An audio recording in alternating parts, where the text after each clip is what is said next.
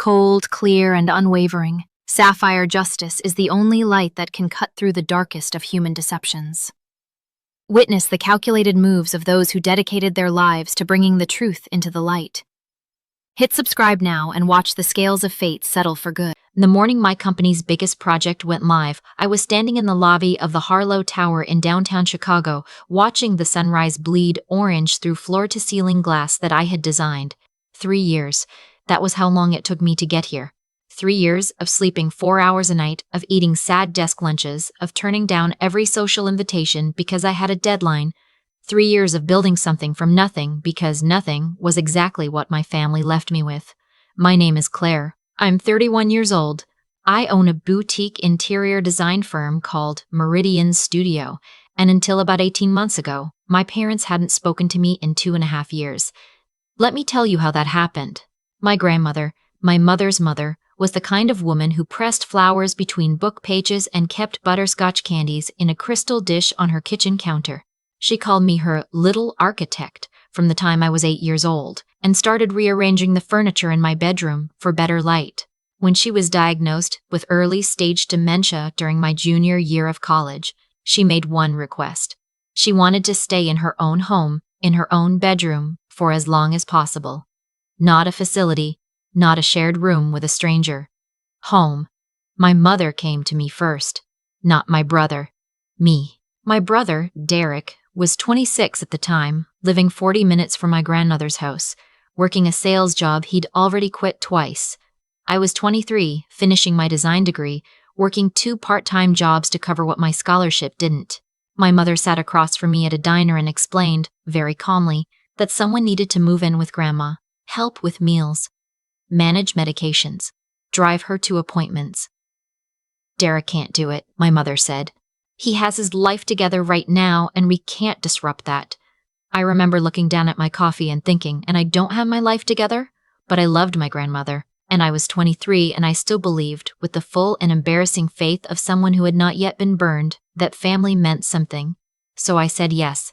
I deferred my last semester. I moved into my grandmother's spare room. I became, for the better part of 14 months, her full-time caregiver. Derek visited 6 times in those 14 months. I counted. When my grandmother passed, she left behind a house worth $420,000, a savings account, and a handwritten note to my mother that said, and I know this because my mother read it to me on the phone, in a flat voice, like she was reading a grocery list. Please, make sure Claire is taken care of. She gave up so much. My mother interpreted taken care of to mean a $5,000 check and a box of my grandmother's jewelry. The house was sold 8 months later. My parents split the proceeds with Derek. I received nothing beyond that initial check. When I called to ask why, my father told me that I had chosen to move in with Grandma and that no one had forced me, that I had benefited from living rent-free for over a year, that Derek had expenses I didn't understand. I asked what expenses those were. My father said, "Claire, this conversation is over," and hung up. That was the last time we spoke for 2.5 years. I won't pretend those years were easy. The first 6 months, I was angry in a way that felt physical, like something hot sitting behind my sternum that never fully cooled. I took my last semester, graduated quietly, moved into a studio apartment in Wicker Park with a mattress on the floor and a drafting table I bought secondhand. I started taking freelance design projects for anyone who would pay me, restaurant rebrands, small retail spaces, a dentist's office in Oak Park that needed a waiting room that didn't feel like a waiting room. I was good at it. I knew I was good at it. And eventually, good turned into a reputation, and a reputation turned into referrals, and referrals turned into Meridian Studio. By the time I was 29, I had a staff of 7, a lease on a small but beautiful office in River North, and a project portfolio that had been featured in 2 regional design publications. By 30, I had been brought on as the lead interior designer for the Harlow Tower hospitality spaces, a contract worth more money than my parents had made in the last decade combined. I wasn't trying to prove anything to them. I genuinely wasn't. They had stopped existing in my daily life, the way a piece of furniture stops existing once you move it out of a room. The shape of them was gone. I had filled the space. And then, 3 weeks before the Harlow Tower grand opening, my phone rang. It was my mother. She didn't apologize. She didn't explain. She said, "Claire, Your father and I are going to be in Chicago next week. We'd love to see the project. Her voice had that specific warmth it always had when she wanted something. Not fake exactly, but pressurized. Like warmth as a delivery mechanism. I should have said no. I know that. Every sensible part of me understood that nothing good lived on the other side of this phone call. But I heard my grandmother's voice in the back of my head, her actual voice, soft and a little hoarse in her last months, saying family is complicated, baby, but it's still family. And I made a mistake. I said, fine, come to the opening. They didn't just come to the opening, they arrived 2 days early.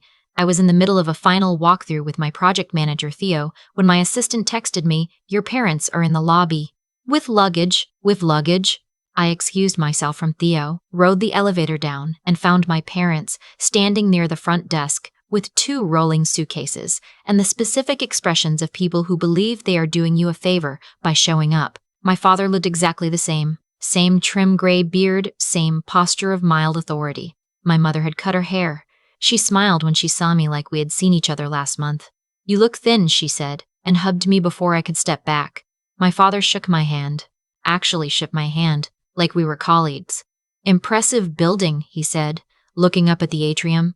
You worked on all of this. I led the design for the hospitality floors, I said.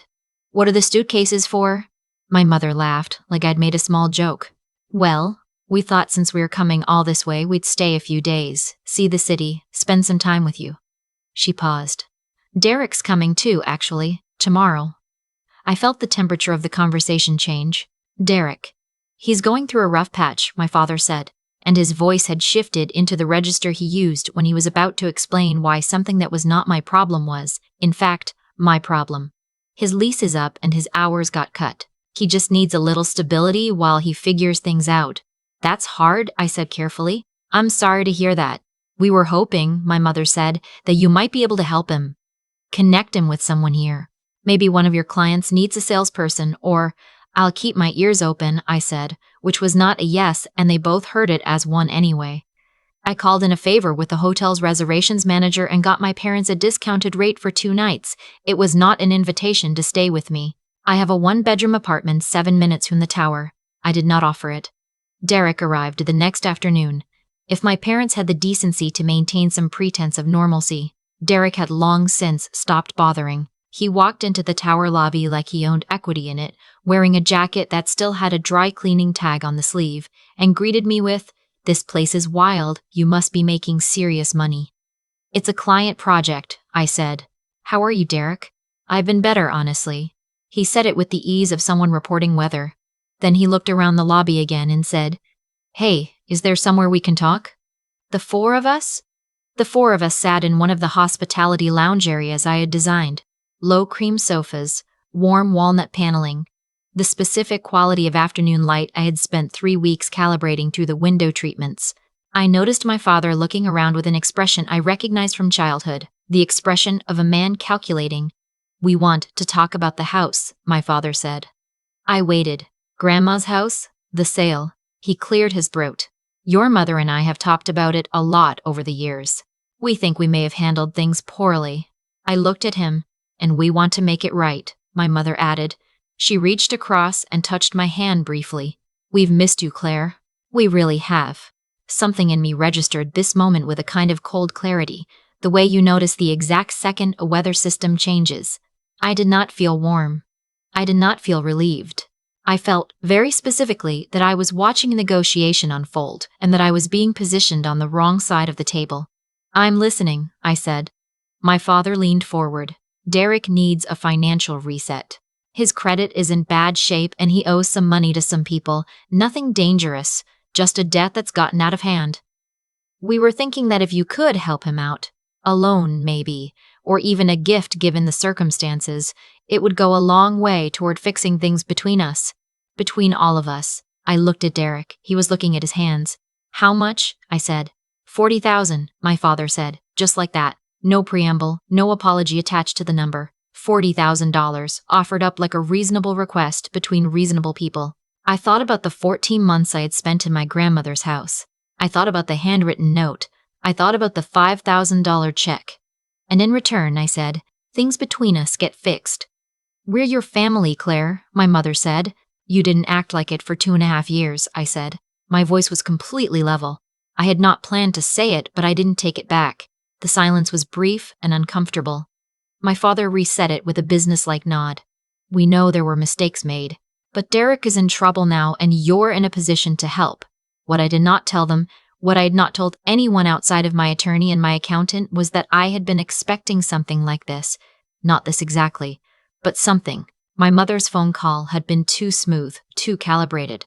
I had spent 2.5 years in silence, and she had called 3 weeks before the highest profile opening of my career, not 3 weeks after, not 6 months ago. The timing was not an accident, so I had made a phone call of my own. Her name was Renata. She was my grandmother's younger sister, 81 years old, living in a condo in Evanston, sharper than anyone I had ever met. She was also, as it turned out, the person who had helped my grandmother draft her will, and the person who knew that the version my parents had executed was not the original one. I had spent 6 weeks with my attorney reviewing what Renata had shared. The original will, the one my grandmother had written 2 years before her dementia progressed significantly, had included a specific bequest to me, a 30% share of the home sale value tied explicitly to my role as caregiver. That will had been superseded by a later version, signed during a period when my grandmother's capacity was, at minimum, medically questionable. My attorney had been careful to explain what we had and what we didn't. What we had was enough. I looked at my father across the cream sofa and I said, "I'd like to help Derek." My mother exhaled. My father's posture shifted, relaxed by a degree. "But I want to do this properly," I said. "I'm going to have my attorney draw up a simple loan agreement. Standard terms, fair interest rate, repayment schedule. Clean documentation, so there's no confusion later." My father's expression flickered. "We were thinking of this more as a family matter." "It is a family matter," I said, "which is exactly why I want it documented. Protect everyone." Derek, to his credit, looked slightly uneasy. "That seems kind of formal, Claire." "It's $40,000, I said pleasantly. "Formal is appropriate." I told them I needed 24 hours to have the paperwork prepared. They agreed. What choice did they have? And then I walked them to the elevator with the same professional warmth I used with clients. The moment the elevator doors closed, I called my attorney. The loan agreement she drafted was real. The terms were real. A standard interest rate, a 10-year repayment schedule, automatic wage garnishment clause in the event of default. But the agreement also included, in the section covering collateral and background representations, a clause acknowledging that the borrower and the co-signers, my parents, which I had requested specifically, were aware of no outstanding legal claims related to the inheritance of one Margaret Louise Fenway, née Calloway, of Lake County, Illinois. It was, my attorney explained to me with a very controlled expression, the kind of clause that would become significant if a legal challenge to the amended will were ever filed, a signed acknowledgement made after the fact, a document that would, in a very real way, place their signature next to a lie. The next morning I met them in the same lounge. My Aunt Renata was already there when they arrived. My mother stopped in the doorway. "What is she doing here?" "Renata is my witness," I said, and she has something she'd like to say first. Renata didn't stand up. She was 81, and she didn't need to stand to take up space. She looked at my parents with the steady gaze of someone who has watched a long time and is no longer interested in pretending. She said, "I have the original will, Sandra. I've had it for 4 years. I've been waiting to see what kind of people you decided to be." The silence that followed was a different kind than the ones before it. It had weight. My mother looked at me. "Claire, you can read the loan agreement," I said, and slid the folder across the table. "Or you don't have to sign it. That's also an option." My father picked up the document. He was a man who processed things slowly and visibly, and I watched him read through the first page, then the second. When he reached the collateral clause, he stopped. "What is this?" he said quietly.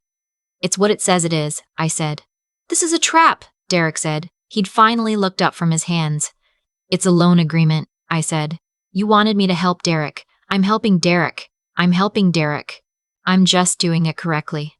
My father set the folder down. He looked at Renata. He looked at me.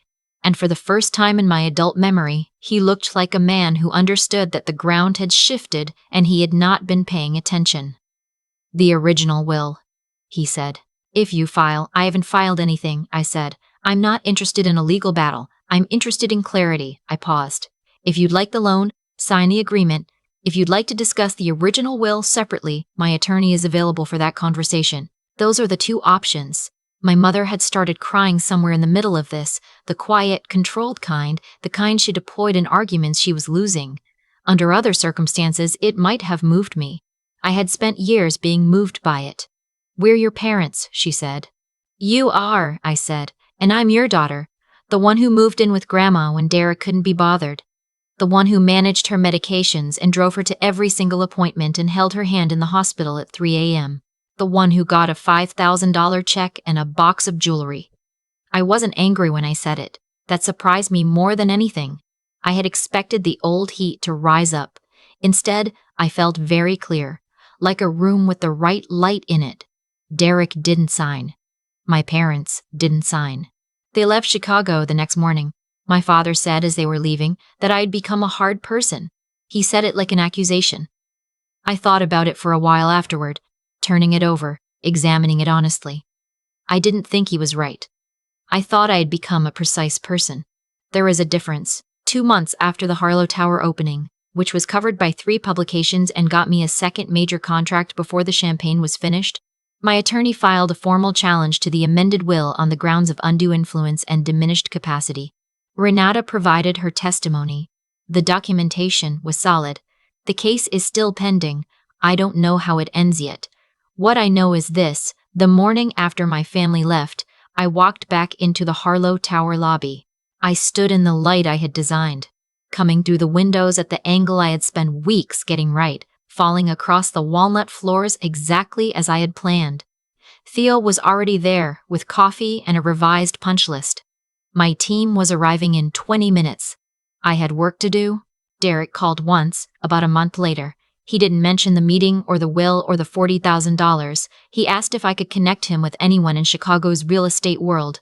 I told him I'd keep my ears open. I haven't called anyone. My mother sends me texts sometimes, short ones, nothing that requires a response, like sending a picture of a recipe or a news article. I read them. I don't always reply.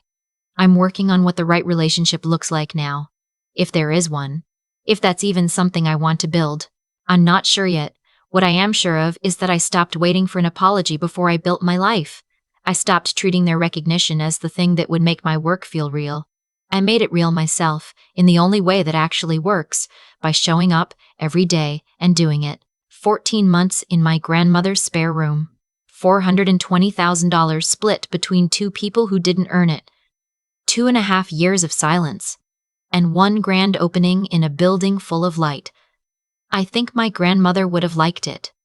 There's something nobody tells you about being treated as less than you are for a long time. You start to measure yourself by it. Not consciously. Not in a way you'd admit out loud. But somewhere underneath the daily work and the forward motion, there's a quiet arithmetic running. A count of what you were told you were worth and what you suspect you actually are. For years, I let other people's calculations define the terms. What changed wasn't a single moment. It was the accumulation of small, deliberate choices to keep showing up, to keep building, to refuse to let the bitterness curdle into something that would cost me more than it cost them. The anger was real. I won't romanticize it. There were nights in that studio apartment in Wicker Park where I sat at my drafting table and felt the full weight of what had been taken from me. Not just the money, not just the inheritance, but the assumption that I was someone who could be used and discarded and called back into service when convenient. That feeling was real. But I made a choice over and over not to let it be the engine. What I understand now is that how a person acts under pressure is not separate from who they are. It is exactly who they are. My parents didn't make a single bad decision in a moment of stress. They made a pattern of decisions that revealed a consistent belief that my needs were negotiable and Derek's were not. That my sacrifice could be accepted without acknowledgement. That I would absorb the cost because I always had. That pattern was information, and once I understood it as information rather than as a wound, I could respond to it clearly instead of just painfully. Claire didn't walk into that lounge to punish anyone. She walked in prepared. There is a difference between revenge and clarity, and that difference matters more than most people realize. Revenge is about the other person. Clarity is about you. She had spent the years since her grandmother's death building something real, not to prove a point to her family, but because building was the only honest response she had to loss. When they showed up, expecting to collect on that, she was ready.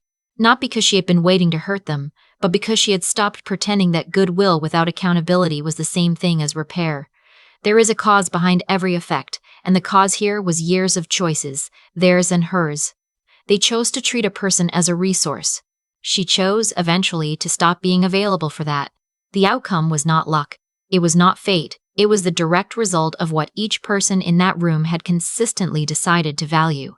The work is what saved me. Not the contract, not the building, not the legal case. The daily act of caring about something and doing it well. That is the thing that cannot be taken.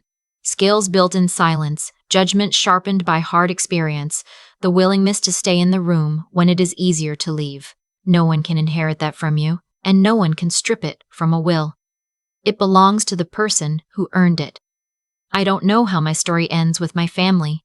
I'm not sure I need to. What I know is that I am standing in light I designed, and that is enough to start with.